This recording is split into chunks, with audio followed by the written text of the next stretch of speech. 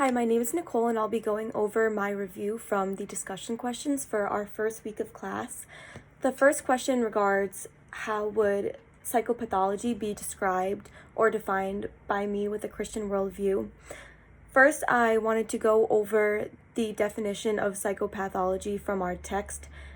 Kring and Johnson describe psychopathology as a field concerned with the nature, development, and the treatment of psychological disorders, and that it's found in the glossary page on glossary 8.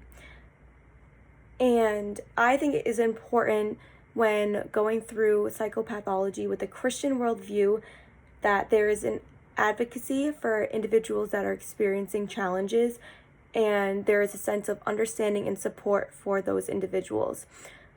The Bible shares in Proverbs 13:10 that by insolence comes nothing but strife, with those who take advice is wisdom.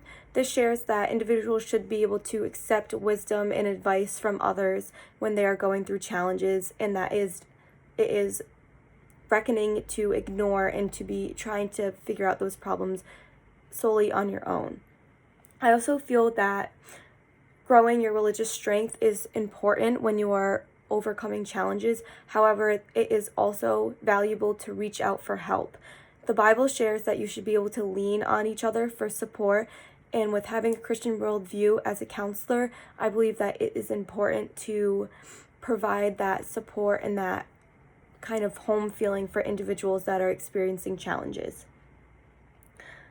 I also made a note that it's important to acknowledge and support those who are struggling, and the Bible shares that therefore we do not lose heart, meaning that you would not lose your faith, but though our outer man is decaying, yet our inner man is being renewed day by day. I felt that quote in that verse were very strong to me, and I really hone into that verse as it shares that there is passion in living and growing day to day, and there's no shame in having challenges, that either you are decaying on the outside, your spirit and your faith is being renewed and strengthened day to day with those challenges because you have something to lean on. I also feel like that quote was important to me as it shows a lot of hope, and I feel as though hope is important when overcoming your own challenges and helping others overcome challenges as well. For the second question posed in this discussion week, it asks, what does the Bible say about abnormality? The Bible shares many quotes relating to sin and how all humans experience a sinful nature, and humans might be revealed through their mental health conditions. For example, the Bible shares that everyone acts in sin, therefore you should look at problems that the individual is experiencing as a problem for the community and for human nature as a whole, and not just you and me. Christianity shares a belief that people should act within a community and should follow God by helping others and by realizing that their sinful nature is expected, that humans are expected to sin, but you should always strive to help others and help yourself through the Word of God. The Bible shares it is not the healthy who need a doctor, but the sick.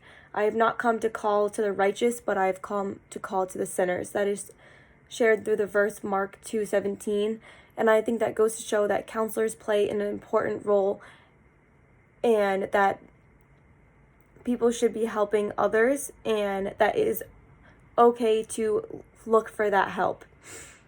Since everyone acts in sin, as I said, it is a shared problem through the whole community. And I feel that the Bible shares that that abnormality is expected and is normal due to human sin, but you should follow the Word of God and lean on others for support. The last question of the discussion asks, what is a non-religious view of abnormality? And I relied on the text to share a view that is shared by all of society, and that psychological mental health issues are viewed as upsetting. People have reported that it is hard to understand. That is shared on page 2. And the following page 3, shares that there is a stigma, and terms such as crazy and insanity are thrown onto those who experience mental health issues, and that we should be working as counselors every day to go against that stigma. I wanted to share one last Bible verse. It's one last quote from someone who was dealing with mental health issues in this study done by Leja and De Marninas and others. It shares that this quote of someone dealing with many mental health issues shared, "He is there, he is always there, he is my best friend. I can always talk to him, he always does come, and amidst all this sorrow and pain, he can despite all still come with his peace. You can despite all feel calmness." And I felt that was important to share, that individuals who lean on having a relationship with God can tackle those challenges that they experience with their mental health. Thank you so much for listening to my discussion video.